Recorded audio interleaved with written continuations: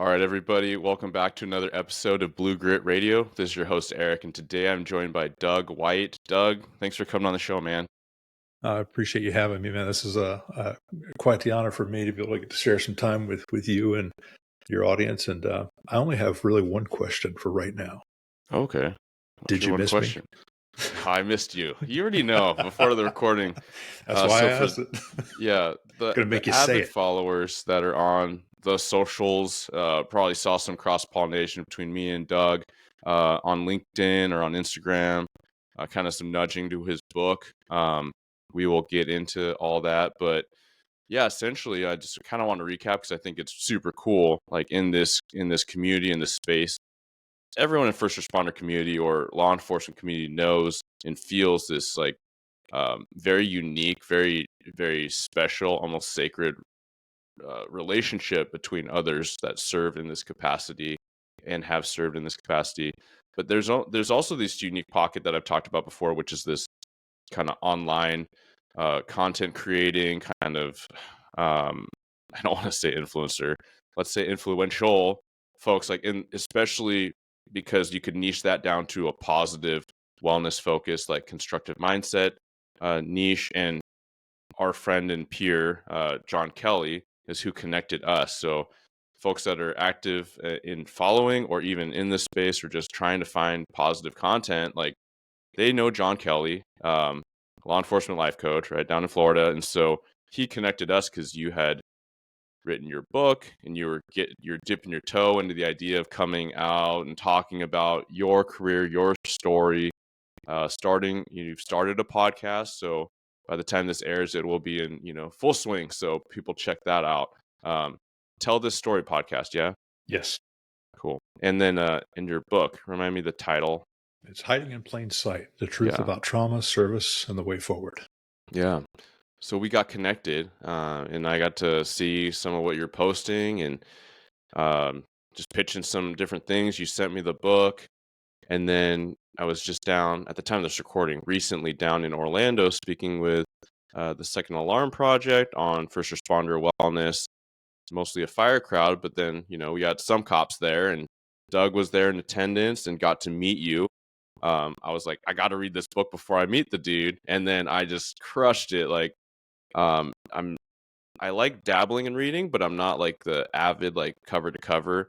But man, like I was taken in, and I destroyed that book in the flight over, making all these notes on my phone on all these things I want to talk about, and we will not be able to cover even a significant portion of it today, and so we'll probably have to cover it more on your show and subsequent episodes. But I've been talking a long time, but I just kind of wanted to give people that story as to like we were able to break bread together, chat on all these things that are so crucial as you are now in the, I like to say, fake retired life. You served you hit over 30 years or just under. I had 25 years to the day with the sheriff's office, but I had 14 and a half years in the military, which was prior to and concurrent with. Yeah. That's a lot. Yeah. So 31 years right at. Yeah. So exactly my point. Doing so much for the space, and then now you're a writer, you're a speaker, you're a podcast host, you're a podcast guest, you're a content creator. So which those that know, even though they dabble in creating social media for like their family and vacations, like it is a lot. So super excited to have you on and be able to share you and share our conversations with the audience, man. It's great to be here, man. I really appreciate it. Yeah, absolutely. So hit me. Give me the hard questions, because I have a feeling you're going to peel back some layers on me today. No, you're always very thoughtful so. and methodical. Yeah, you will. I don't think so. They shouldn't be hard questions. And I think what's cool about this project is just having conversations about our different and sometimes overlapping experiences, and then just what we see for career. But I do have some notes, and in your book, I thought it was cool. We talked about this a little bit, but you came, down in Florida. You came through and lived in Memphis for a little bit, and then you came to the PNW because of Fort Lewis. Now, Lewis McChord. I was born in Memphis and then mostly grew up in the Pacific Northwest. So I'm like, man, even like where the guy has lived, like we have those experiences in common. Yeah, what are your reflections on the Pacific Northwest? I know a little bit about it, but for the audience, a lot of people that listen in are more local to this area. Well, the late 1900s was a crazy time.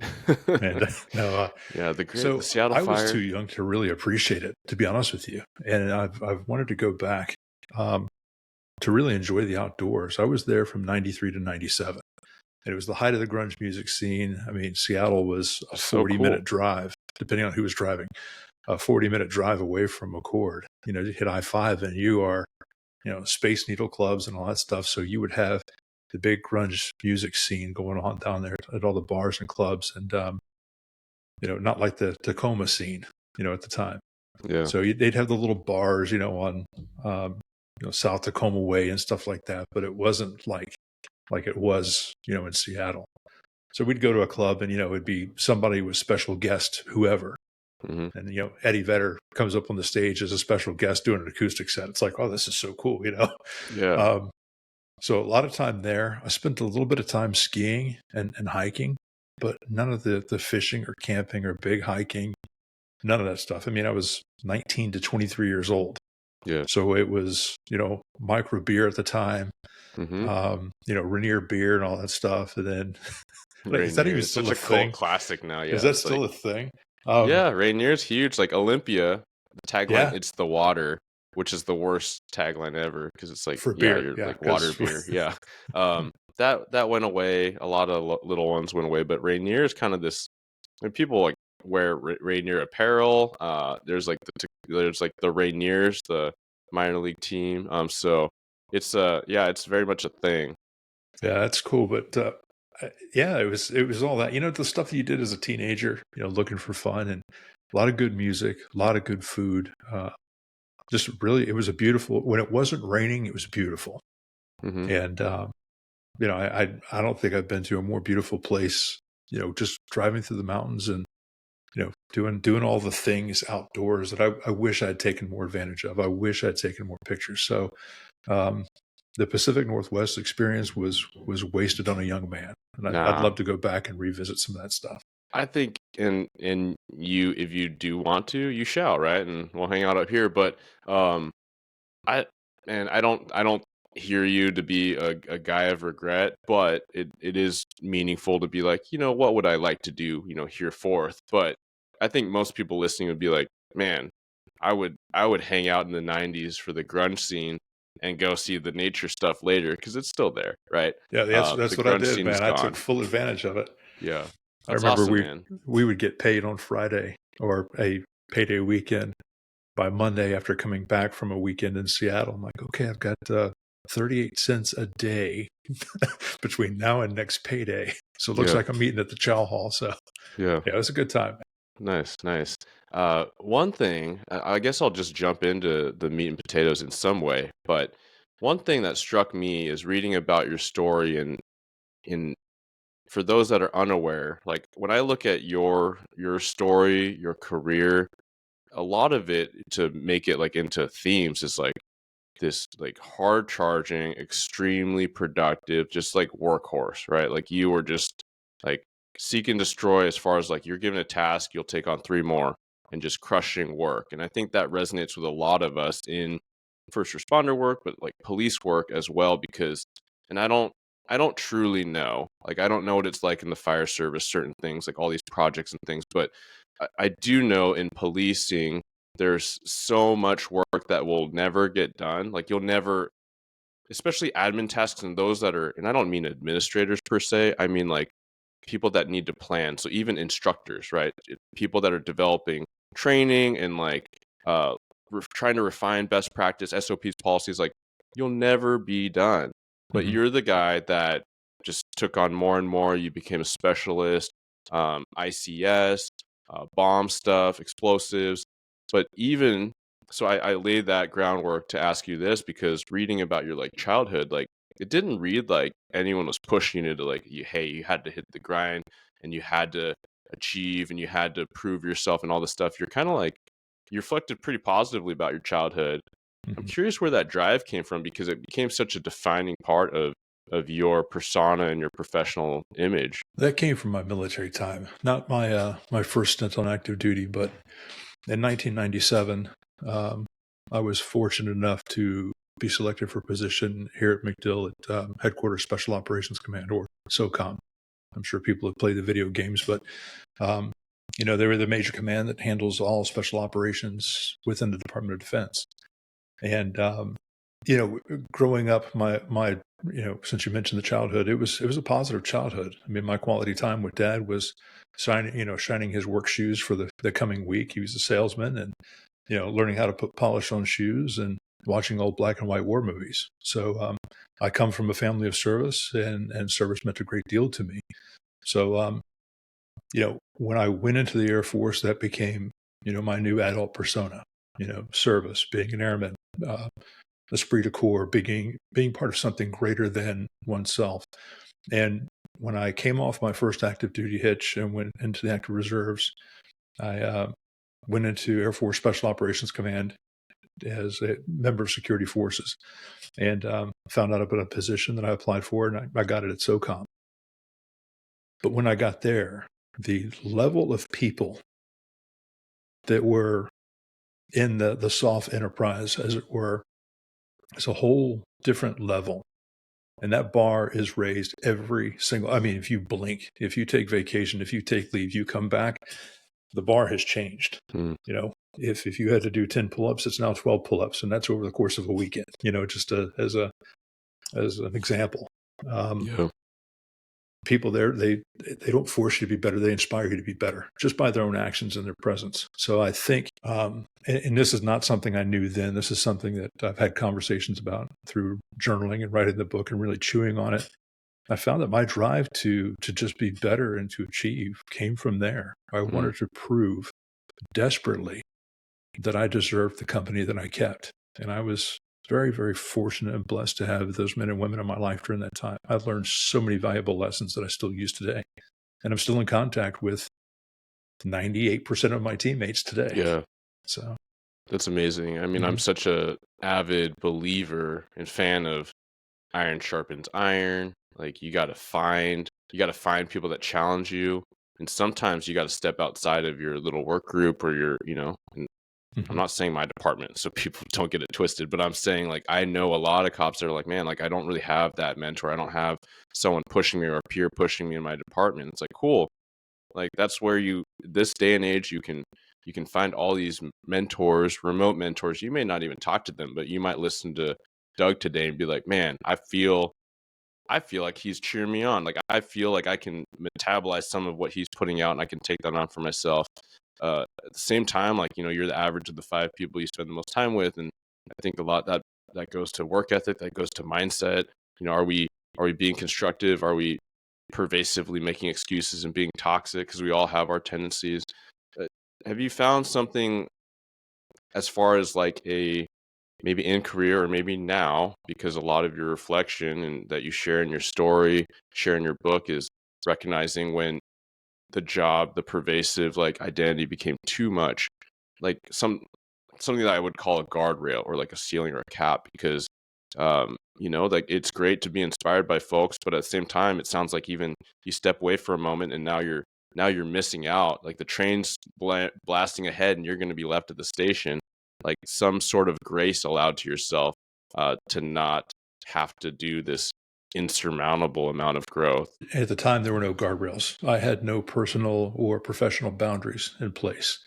I never said no to the bosses. You give me X to execute, it gets executed on time, under budget, and right the first time. That's what I prided myself in. I was that guy, to the detriment of everything else. I was not getting off the proverbial train. It wasn't going to happen because it's a one-way track. It's never coming back to pick you up. At least that's what we were taught, in the profession as a whole. You never say no to the bosses because they'll never ask you again.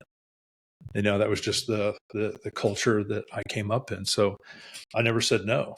And, now doing what I'm doing, I don't have to do any of this. And I have to remind myself of that because, as you say, I guess the remote or drive-by mentors or influences that I've had, I see what you're doing. It's like, okay, Eric's doing this.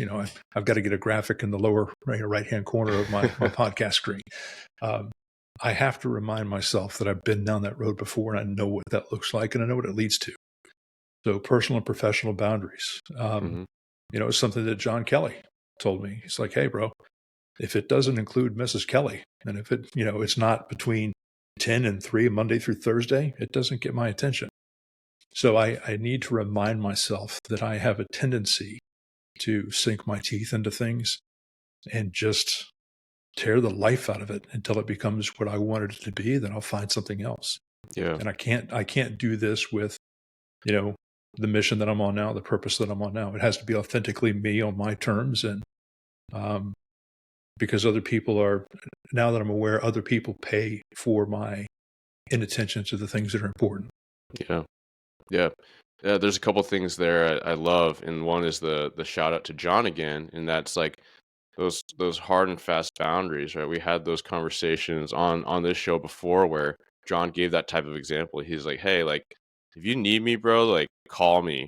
Right? But if you're calling me and it's not like you're having a bad time, it's like, "Hey, what do you think about, hey dude, it's 9 p.m. Like this is Mrs. Kelly time." Like Yeah. and Yeah. that comes from lessons of not recognizing that valuable space to preserve for those, and sometimes I say those people, but maybe that person that is like most critical to us, right? Like that is Yeah. our person and our partner, right? So I love that you there's, say that's my person.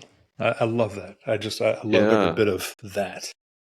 man. And I hope, I know most people listening get where it's coming from, but when we say these things, it's like because we're not perfect, right? Like the whole example, and I'll say like why I ask you about this overwork, over identities, because I've grappled with that, right? I've continued to grapple with it. So it's, full time career. It's trying to be, solid dad. It's trying to, build this in a responsible way. But even this Blue Grit project, like there's times where I can look back in the last year where I felt like it was too much, right? I'm at this point in time, I'm consciously toggling down how much raw time I spend on different things like social media or editing, and the pace of executing, like putting out 3 episodes a week.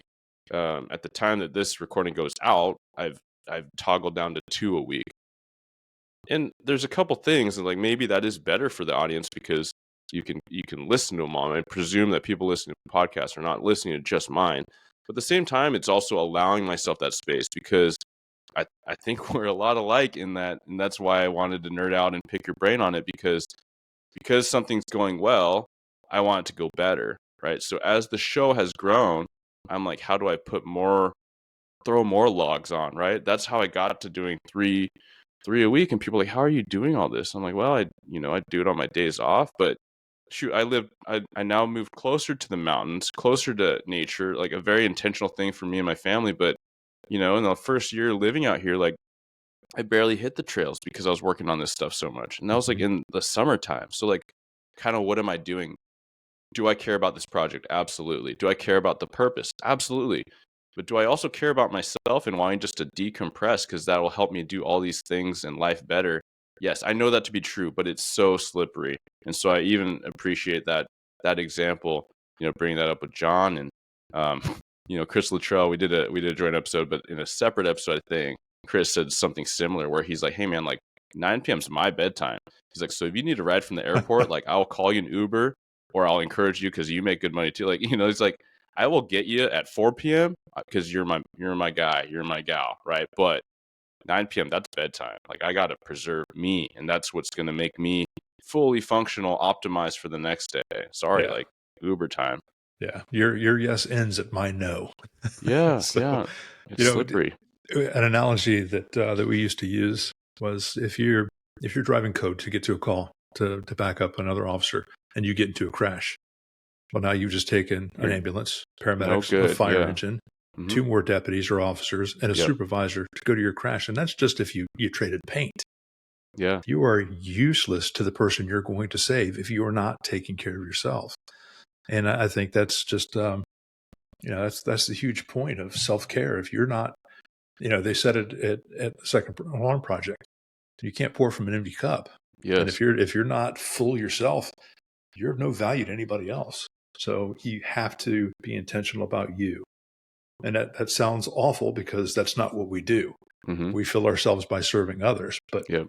you can't serve if you're not recharged yourself. So Yeah. Yeah, absolutely. And I mean that is the whole crux of why we talk about the majority of things we talk about, right? Where it's we know it's possible to push and to push and to push, and then we're running on fumes, and we trick ourselves mostly out of survival, I think, and the necessity at the time. We trick ourselves that that can be enough and that can be normal. But you're absolutely right.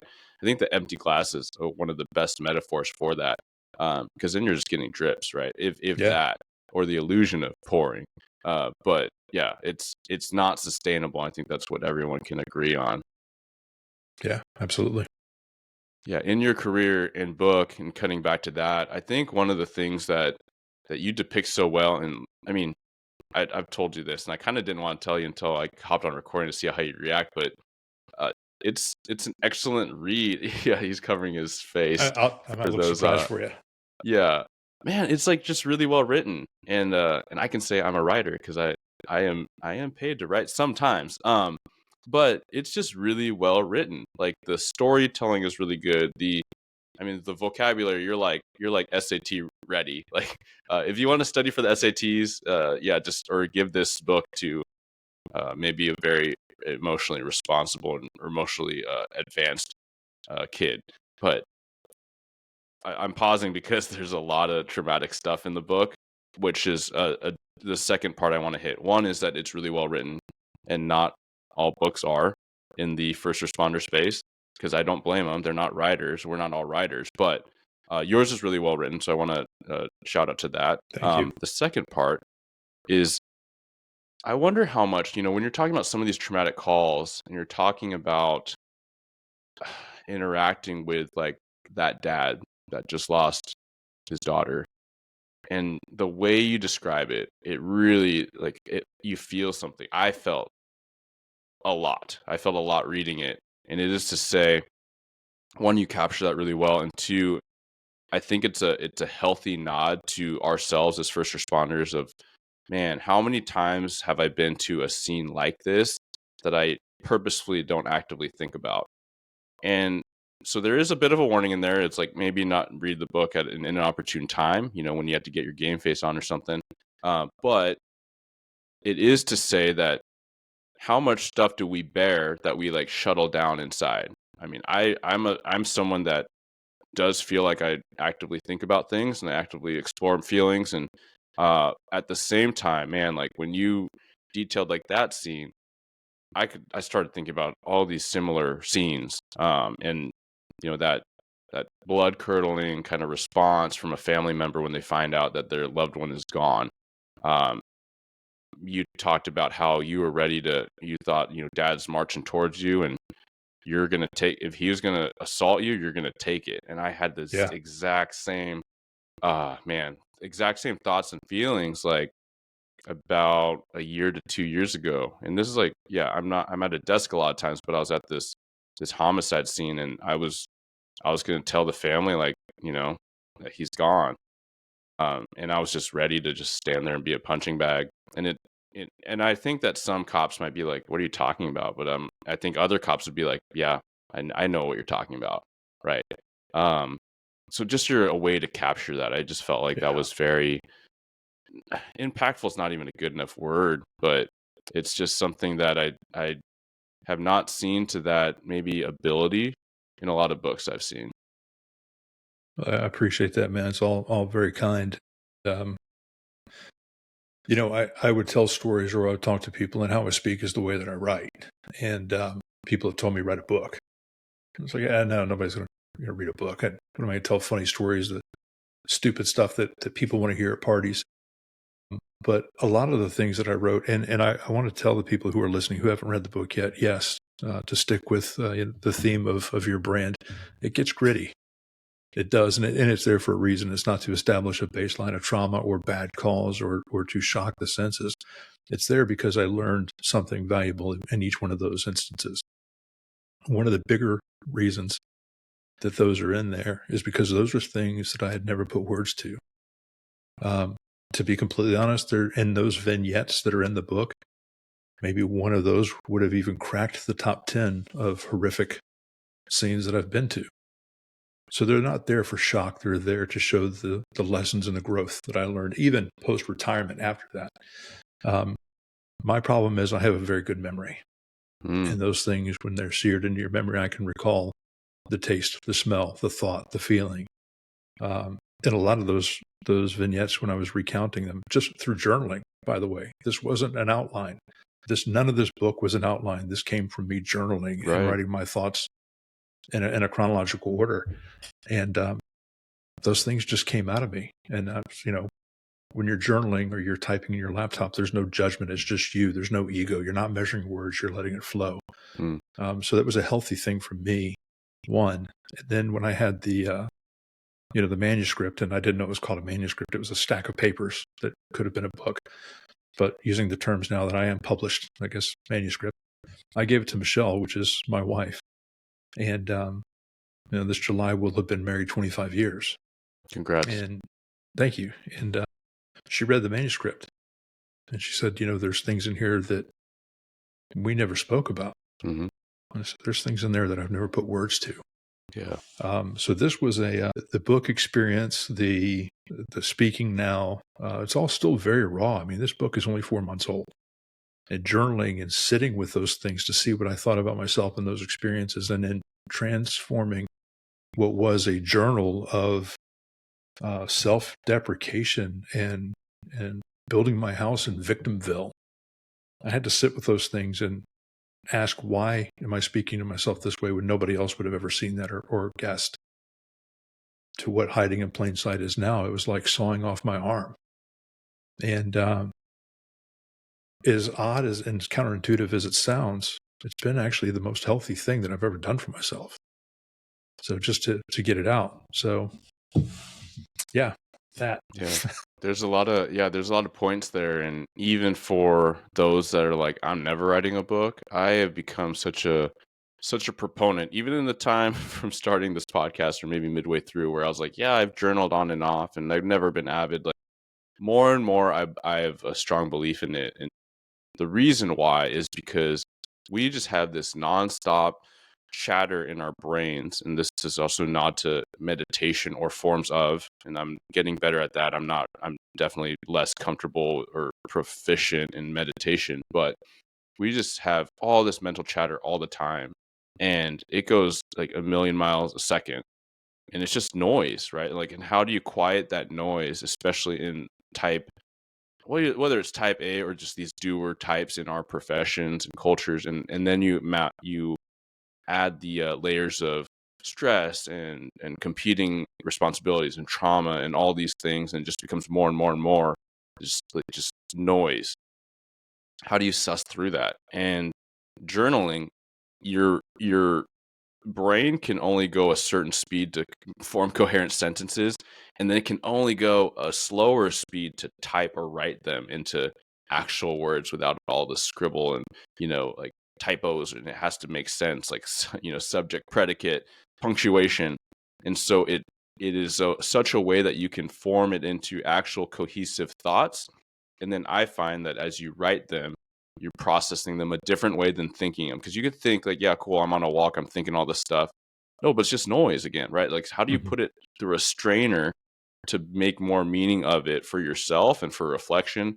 And then as you're typing it, your eyes are writing it, your eyes are reading it, and you're kind of reading it in your head, right? And so now it's another layer of hearing and understanding your own voice reading it. And so that's where I found so much more power. And then even making some nudges of like, hey, you should go look at some of these things again at some point. Um, we talked about this in Florida, but like writing down your values and virtues. Like we all know what our values are. We've all lived certain like a bunch of years on this world, and so we've formed them. But like, what are they? If called on in a room and it's like, hey, what are your values? How many people could rattle them off? And that's something I'm working on, right? Like I've written them down, and I set a reminder in my phone calendar just to revisit them, like monthly. And so that's my little nudge of like, you can hear all these things, like if you hear Doug speak, you're going to get all these nuggets. And then if you hear me speak, you're going to get these nuggets. But like, how do you actually put that into practice? And for Mhm. me, it's like, I got to build it into a system. So monthly, I got to read my mission and I got to read my values. I love that, man. We did talk about that in Orlando, and I've been working on that myself since that conversation. Good. Yeah, man. I How was does I that was feel? hoping to have them done so I could reveal them today, but I just a lot of noise, a lot of noise. So I'm just trying to sort through that. And that, to the point that you brought up earlier about boundaries, 3 episodes a week. I was recording 5 a week just to release once a week, Yeah. trying to get ahead because I was still that guy. And I found that there was so much noise out there, and a lot of the noise I was creating myself. Mm, And it's like, stop. Why yeah. why did I begin all of this? And I had to really turn inward. And we talked about this a little bit. There's a pivot coming of, taking a knee and facing out, figuring stuff out. And then something will be released probably in police week is when I think I'm going to do it, Cool. ceremoniously. But Yeah. yeah, man, I need to work on the value so I can have that ready and check that with this way forward on this purpose. Hmm. Yeah. And I think, and this is not like a circle back, like look at how cool we are, but it is to say that we are both very accomplished in our in our adult lives or in our lives. Like we have a lot of things that we're extremely proud of, professionally and otherwise. Mm-hmm. And it is to say that we still have this like this negative self-talk, this noise, this self-inflicted noise of like, is this good enough? What should I be doing? And I think that that's, are you familiar with parts work, like kind of like internal family systems? Kind of like we all have No. these parts of us. Um, that episode will be airing in about a week from our conversation, so look out for that, Doug. But then for Okay. others, it'll like look back. It'll be Robin Saunier. Um, she's a counselor, therapist, but basically she dives into a bit of what that all means. And in essence, it's like as we grow up, we have these experiences, and so they become a part of us. So I'll speak from my experience. It's like there's a part of me that is industrious, and that's not like pat myself on the back initially. It's like sometimes I work really hard because that's how I get validation. That's how I prove value from my upbringing. Right? You work hard, you get good grades, and you've earned a spot at this table. So that manifests in really great ways. Like my hard work has gotten me basically probably everything awesome in my life. But that hard work is also one of my own worst enemies, where nothing's good enough.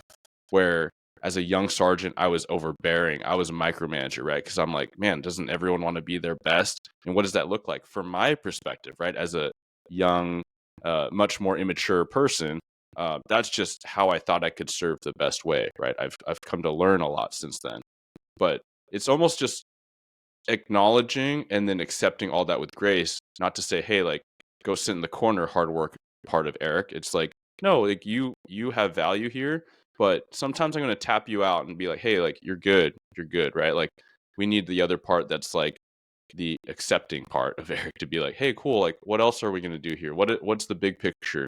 Okay, we need to power down a little bit. Yeah, I hadn't thought about it in those terms, but yes, industrious, I would say so. Again, to my own detriment. Um, the validation, doing the work, being the guy when the guy needed to be, Hmm. and basically walking into a room and everyone knowing that you're in control or you have control of the situation without ever having to say a word. That was the thing. When I would teach academy classes, I would tell people there's a book called Arresting Communication. It was about um, not serial killers, but people who had murdered law enforcement officers. Why did you think, one of the parts of the book was, why did you attack them? Well, they got out of the car and, I looked at them, their belt was messed up, their boots were nasty, their uniforms unfit. They looked out of shape and I, didn't want to go back to prisons. I attacked them because I knew I could win. But if somebody Yeah. gets out, they look the part, they're in good physical shape, their uniform's squared away, they look like they're about business. I'm just going to take whatever comes because I know I can't beat them. Well, I would tell kids in the academy, your job is to be that person physically in the way that you present yourself, because we all know that, the first step of the use of force continuum is presence. Hmm. You can turn off 99% of assaults or bad things that can happen to you just by presence, just by the way by the way you treat people, but the way Yes. you enter a room. And you should want to be, or I always wanted to be, the person that when you walk into a room for people to stop and say, in a professional standing, Hmm. that's who I want to be. Hmm. I don't have to ask how shiny my boots need to be because I look at his boots and I see exactly how shiny they have to be. I know that I need to shine my belt buckle because Doug shines his belt buckle. My gear is always serviceable. It's checked. It's clean because Doug's is. His uniform is pressed, his hair's cut, he's clean shaven. He's all about business when business needs to be done. And I think setting that example, being that example, and seeing others set that example, that's what I wanted to be. So that's what I used to focus on. And there was no grace for myself, no self-grace. I never gave myself an opportunity to tap or say, maybe we should sit this one out and give somebody else a chance. If somebody else wanted a chance, they should have stepped up. Yeah. There was no grace. And again, I'm here talking about the things that I did wrong. And there's a book about them and things I could have done better. I think, you talked about emotional maturity. I think as we mature in age and mature in the profession, whatever our profession is, we learn valuable lessons of things we can do better, like being the micromanaging sergeant. You may not have had a mentor that was a sergeant before you. Say, this is the way, young man. And you have to find those things out the hard way. And I certainly did. I think giving yourself a little bit of grace goes a long way, and emotional maturity does as well. Yeah. If you get everything right the first time, there's no fun in that, right? For sure. And I think it's I did have really great examples prior, right? But I also had, for me, and everyone's different. That's like the whole thing with parenting or being a supervisor or anything, right? Or being a peer even, right? Like everyone's different and they need to be coached and led in different ways to a degree.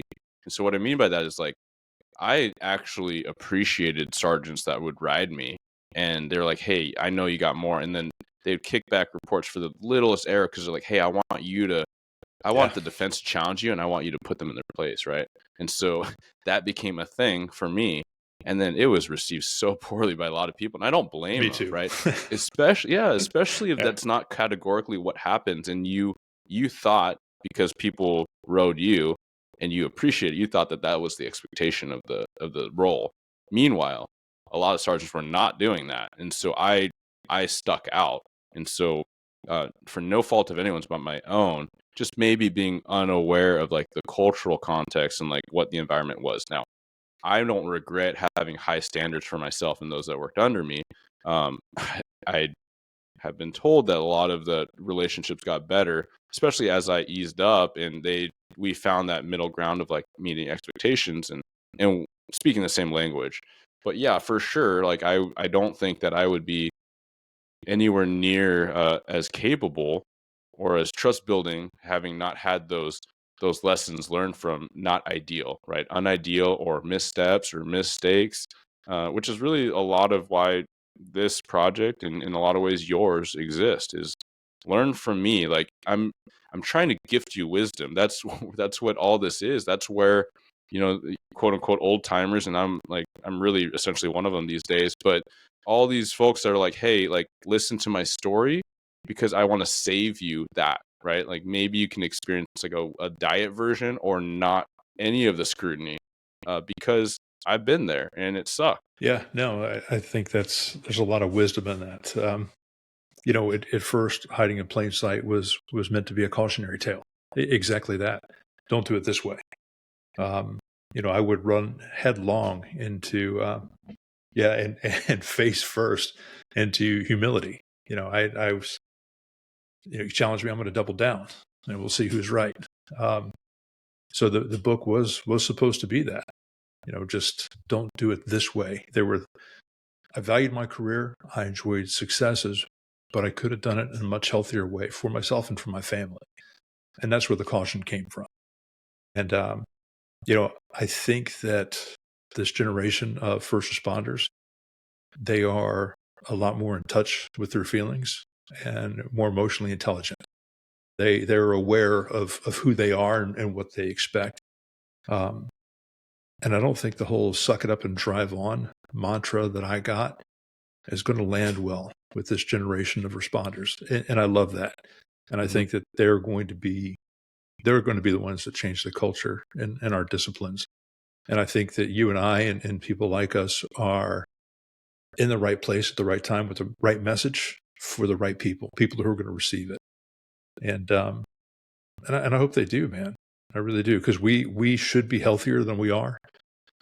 We deserve to live better than we're living. And, I think that will fix the recruitment and retention crisis too. So I think there's a lot of wonderful things to be had, if not just for longevity and happiness of life, for having these conversations and learning through us. Yeah, 100%. I do agree. I think that those that are coming in, or maybe they have a few years on their belt, they are going to make some huge change and progress for our industry and for our society. Truly, Yeah. how do you care for the caretakers? And to be a small piece of that, I'm very humbled, and to be able to watch it. When I'm looking at this career in the rearview mirror, I think it's going to be really exciting. I'm very optimistic on that. Um, I think it's also just recognizing kind of going off of what you said is like recognizing that there is so much that we are capable of, and we're moving in the right direction. But I mean, that's really the kind of the crux of my presentation. I just wanted to remind us all that we don't have to settle. We don't have to settle for Hmm. subpar. We There are so many narratives, and I'm guilty of owning a lot of them. I have to conscientiously look for them and keep them in check. Right? Oh, like hard day, long week. It's gonna suck. I don't have time. I don't have energy for X, Y, Z. It's like, well, if I believe I don't, I certainly don't. Like I've Yeah. already made that a certainty. So if I question, okay, like is that true?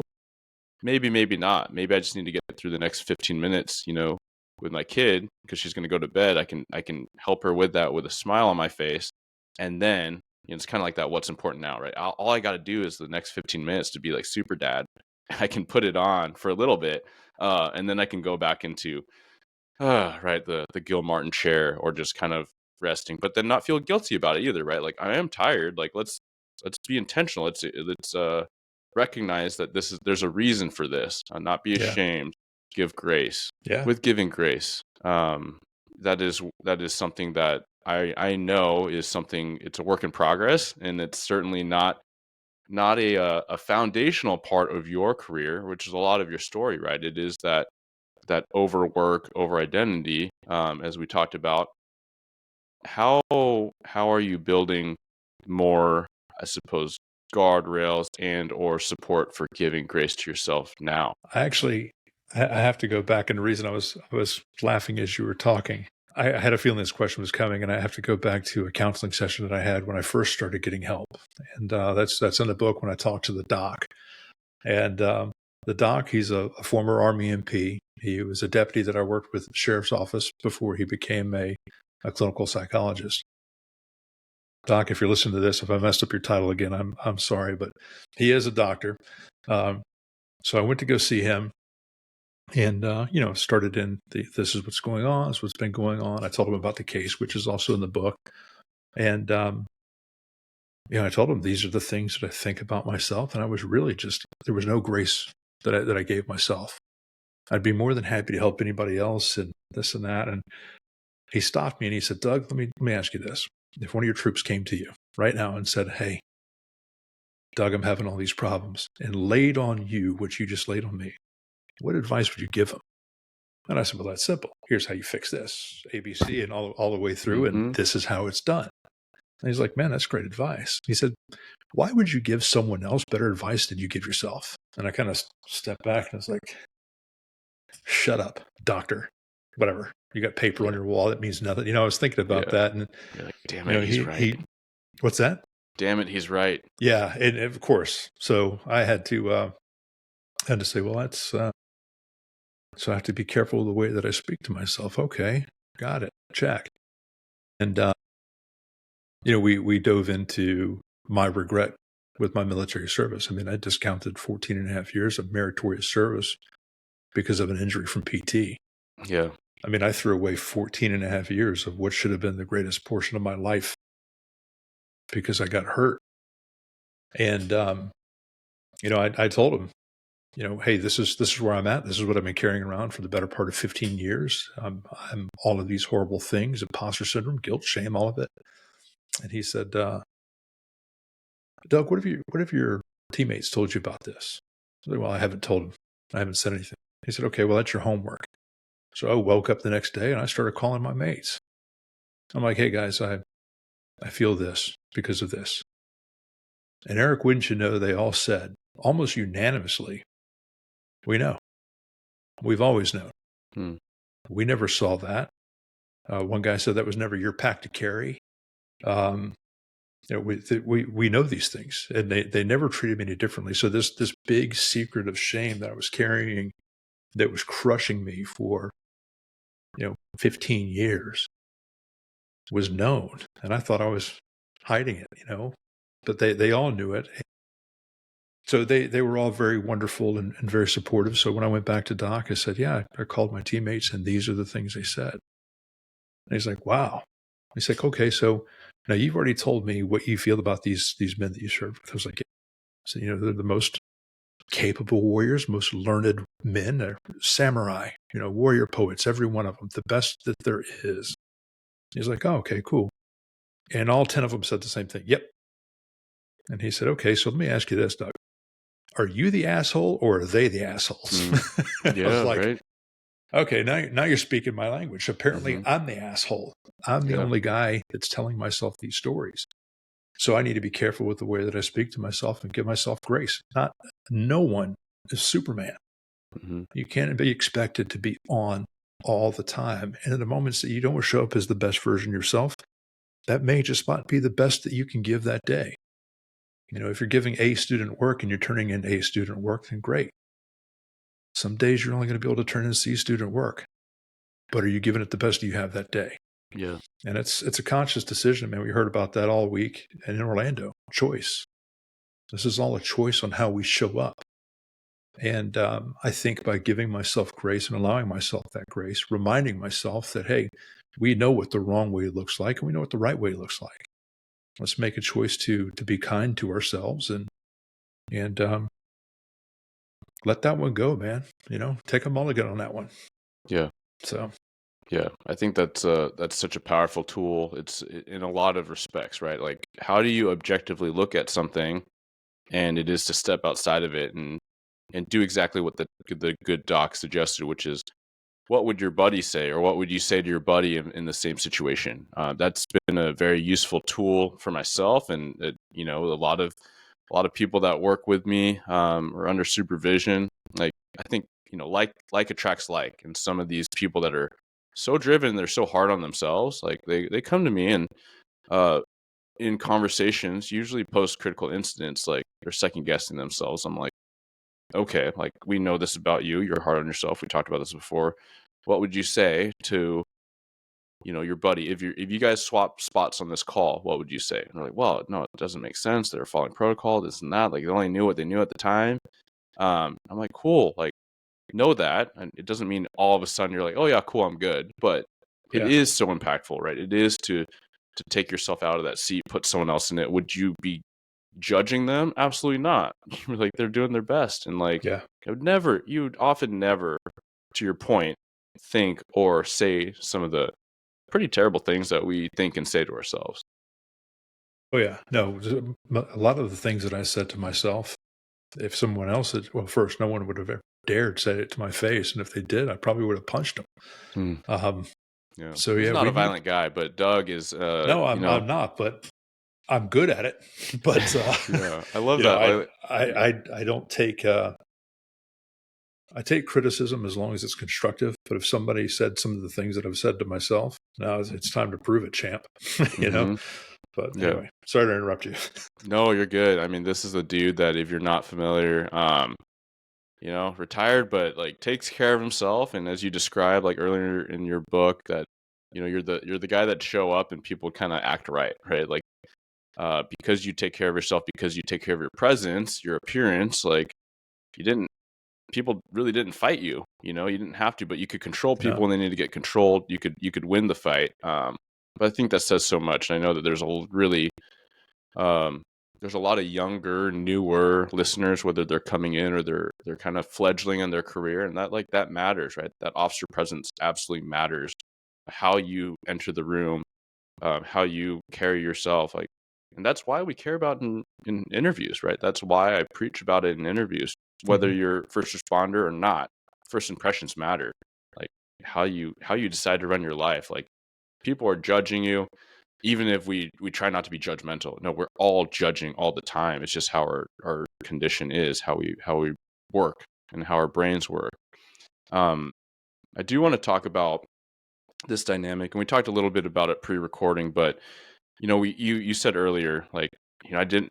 It was meant to be kind of a cursory tale, but I also didn't want now recognizing that it's not really a cursory tale. And so when I listened to your interview with John Kelly before I read the book, and then I read the book, I will say I was I was nervous about what happened in your career, right? Because it's kind of like the elephant in the room, and we're not going to talk about the specifics purposefully. Um, but when I was reading, I was like, what happened? Like, Doug seems like such a good dude. And did he have this like crazy misstep? We all have our bad moments. We're all human. And then I read what happened and I was like, holy shit, that's what's happened. Like, and so without getting in the weeds purposefully, we're going to leave some mystique there and maybe explore it in the future. But I was like, this is so, and I'm trying to be mindful of where the listeners are at with their awareness level of uh, like what they might be picturing based on what I'm saying, but to have your career kind of come crashing on you in all these scrutinizing ways for something that was not categorically like fair or labor laws and all these things, like I was like, holy shit, this isn't this is ridiculous. And so I want to offer that because for some folks that are aware of like kind of these stories and these tragic events that happen in law enforcement. This is not to shame or blame anyone else in their unique experience, but it is to say, like, I just felt so much compassion towards you, and I felt like in some ways, in very small ways, when I've been scrutinized or I've been put under the microscope, or in some ways I feel like I'd been vilified for something I was doing at work or outside of work. I was like, man, I feel like he sees me, and I feel what you're putting on the page. And I wager that a lot of cops have felt some smaller version of what you experienced. Certainly smaller because, like, to my point, uncategorically unreasonable from the account. So I put that all out because I really want people to regard everything that they've heard and all the wisdom that you have to share, including that experience and all the wisdom that you have therefrom, because that was clearly such a critical point in why you're doing so many positive, constructive things now, like all of your project and work now. Well, there's a lot there to unpack. First, I'll say that I have been recounting that story, and when I'm asked questions like this, I have been kinder in my response than probably I could be. I mean, of course, I would be justified to come in hellfire, brimstone, and how dare they, and that was unfair, and all that stuff. But we don't get to choose punishment or discipline. We get to choose our response. Mm-hmm. And I chose publicly to respond to that in the way that I've always responded to things. As a leader, if a policy was made that I didn't agree with, and I came into roll call and I said, this is stupid, we're not going to do it this way, or came in flipping desks, well, I've just poisoned my entire squad or my platoon. Whatever my sphere of influence is now looking that way. That's not a way to get compliance for policy or a standard or anything. So we all know that if you get in trouble in law enforcement, there's a punishment, and then there's also the super secret probation that lasts that nobody talks about. It's not on paper, Mm-hmm. but they remember. So a lot of the times people will look to see what your character is during adversity. And I know that had I come home after everything had happened and was woe was me or flipping tables or upset, then that would be a cue to my kids that this is how we handle adversity. Now, I think adversity introduces us to ourselves and introduces our true character. And I wanted to make sure that shone through during that time. So I did what I always did. I rucked up and drove on.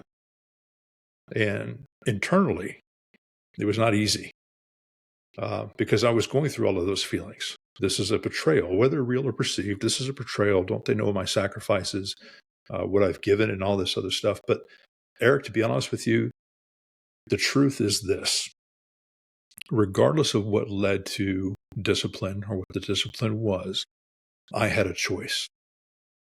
And had I been listening to myself, listening to others, and truly trying to know myself and the things that I had been experiencing for the better part of 15 to 18 years by that point, I could have at any time made the choice to, one, recognize I need help, and then to have the courage after I recognize that to raise my hand and say I need help, to ask for it.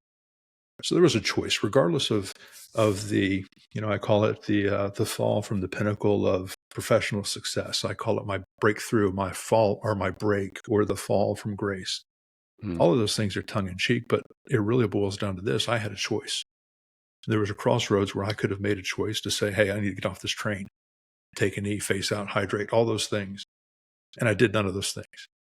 I thought I could outrun and outlast and outpace. And I can tell you that works for a little bit. But at some point, you're going to reach a critical junction. And it may be too far to back up and take the right road that you should have taken prior to. So then you're dealt with, you have to now left with the decision of how am I going to deal with this? And that's what I was.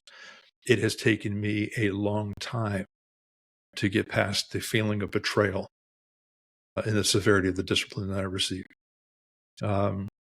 Being discredited, disavowed, and later dismissed, the way that I was treated on my last day. And whether that was personal against me because of, how the last 3 years of my career went, or whether that was just the, yes, we knew you personally, we all came up with you, but none of the staff is coming to your retirement party. If that's the way that it was, then that's fine. To me, in retrospect, and even at the time to a degree, that was a representation of their character, not mine. I did what I was supposed to do. I took ownership for everything. I corrected the investigators during the IA investigation when they were wrong. Mm-hmm. And it didn't help me. Right. In fact, I knew it was to my detriment when I said, "Hey, I'm going to help you make your case." That's never been done in Planet IA. And so to walk out of there without them being able to question my character and then showing true character afterwards, that was important to me. Although inside it was burning me up. I had to deal with those things and I had to own it. And because of that, I'm able to do what I'm doing now. I've become greater than what I could have been had I kept on that road. I want to offer grace to the people making the decision for the discipline. And I want to assume positive intent that they did that because they thought it was righteous. But if I were to look at it as they did it intentionally to harm me, you missed. And if it was done with good intention, I appreciate that, because then that means that they realized that I was incapable of healing the professional identity and my personal identity. I was completely enmeshed, and I've made that clear in every interview I've done and everything else. I was inseparable from that identity. By the discipline going the way that it did, the organization pulled itself away from me. There was nothing left for me to hang on to. So I was forced to be reintroduced to Doug. Who is this guy? Who am I supposed to be? What am I going to be now? And I'm not going to give them credit for making me, because that's an overstretch. But I was introduced to myself. And I think it revealed who I really was, what I was capable of. And I do that every day. I mean, I'm still learning every day. I'm 5 years beyond that discipline now. And I learned a lot of things in the week that I met you. I've learned things every single day. So it boils down to this: whatever the discipline was, it doesn't matter. I had a choice and I didn't make the correct choice. I have no choice but to own every bit of that. And I do it graciously. I was wrong. I could have done it better for myself and for my family. Yeah, you've outlined a lot of things of extreme value. It just said like, "Oh, good question." Like I was like, I'm pretty sure I didn't have a question. I was just like spitting all these things on my mind, because really you elicited what I was hoping the listeners would hear and get to hear from you, which is this, I want to say extreme ownership, because it is, but also not a Jocko. And you did the little like AI action figure thing, and you did look like Jocko, right? So I think that people that'll get a sense of your presence. Awesome. Yeah, it was pretty dope. But, this extreme like stoicism, right? Which is that you're like, hey, it is what it is. I know what I can bring to the table, and that is truth, that is objectivity, that is ownership, um, that is character, virtue, right? Even going back to earlier in what your response was, given the example of being, the sarge coming in and be like, oh, we got to deal with some BS guys and flipping the table. It kind of changes nothing in what you wanted, but it changes everything in that it's literally you've made everyone worse and have a worse outlook, right? Yeah. You've sullied the pool. Whereas I know many supervisors that do this and have done this where like, hey guys, these are the marching orders. We're gonna do our best. Like some things go unsaid, but it's like you don't have to be like rah rah. Hey, here's the best example ever. You're like, hey, this is important. We gotta do it. And then a lot of troops are like, got it, Sarge. Like, Mm-hmm. I'm going to do it. I'm going to do my checks or I'm going to do that task or what have you. Sometimes, it absolutely is helpful to know why and you can better sell it. But sometimes you don't need to. We got uniforms, we got ranks. Do your job, right? If it's not immoral and illegal, like, not a big deal. And we think about it oftentimes. And so I love that example just for the leadership aspect. But then again, like, that organizational betrayal, and I felt it at times for sure. But when I look back most of the time, it's like organization's not trying to get me. The department's not trying to hurt me. Those are not living, breathing things. Those are just things. I'm assigning these emotions to better, like, again, like, I think we get really defensive if we suggest victimhood in law enforcement, but I think that is the thing holding us back the most because it is what we can control. We can control whether we take on any kind of victim mentality or not. But your example of being like, okay, absolutely, most people that read the story will be like, you were wronged, you were jacked up, that's messed up. However, you're like, well, it happened, and I do have a contributing part to that. I did Mm-hmm. something that was a mistake, right? I misstepped. And I told the investigators, like, actually, here's a little factor that shows how I misstepped, with specificity. And to remove that is to disarm them from having that control over you, right? And this is me like speaking from that point, right? Like when I've had certain scrutiny or being called out for something, I'm like, this is BS, right? Or if I get just given a lot more pressure and a lot more stress, I'm like, this is BS. But no one's doing that to me, right? And no one's making me feel the way I feel except for me.